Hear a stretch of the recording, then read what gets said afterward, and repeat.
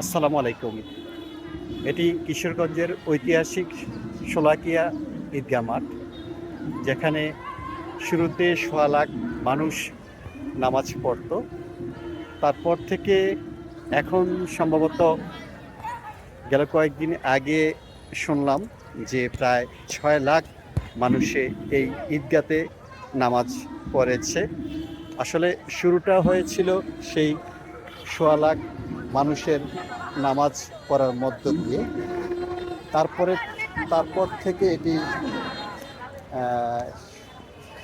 শোলাকিয়া ঈদগাহ মাঠ হিসেবে পরিচিত এবং একটি ঐতিহাসিক ঈদগাহ মাঠ, যেই মাঠে বর্তমানে লাখ লাখ মানুষ নামাজ পড়ে।